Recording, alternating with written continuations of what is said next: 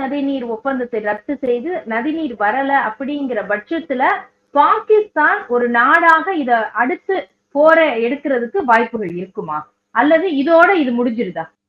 ஒன்று, இதை இப்ப இந்தியா கூடுதலாக அரசியல் ரீதியாகத்தான் இதை அணுகுவதாக பார்க்கலாம். எல்லோரும் அதைத்தான் கூறுகிறார்கள் என்று சொன்னால், இந்த நதியை நீரை தடை செய்து வைத்திருப்பது இந்தியாவால் அந்த அவ்வளவு நீரையும், இப்ப மான்சூன் பீரியட் ஆரம்பமாகிற சமயம் அவ்வளவு நீரையும் இந்தியாவால் சேமிக்க முடியாது.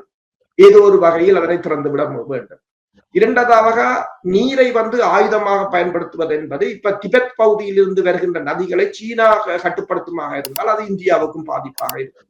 அதாவது நீரால் தான் ஒரு போர் ஆரம்பமாகக்கூடியதாக இருக்கும்.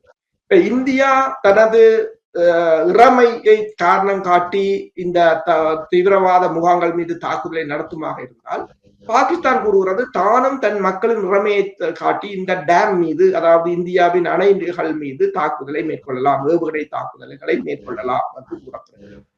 இப்ப நீங்கள் பார்த்தீர்கள் சொன்னால், இந்தியா அவசரமாக ரஷ்யாவிடமிருந்து இக்லா எஸ் ரக ஏவுகணைகளை வாங்கி இருக்கிறது. $30 மில்லியன் வாங்கி இருக்கிறது. அப்போது ரஷ்யாவுக்கு இந்தியா தெரிவித்திருக்கிறது, எங்களுக்கு இந்த ஏவுகணைகளை நீங்கள் அவசரமாக அனுப்ப வேண்டும் என்று கூறியிருக்கிறது. என்னென்று சொன்னால், ரஷ்யாவின் ஏவுகணைகள் இந்த குளிரான பகுதியிலும் அது இயங்கக்கூடியவை என்பதால் காஷ்மீர் பகுதியில் அதன் பயன்பாடுகள் அதிகம்.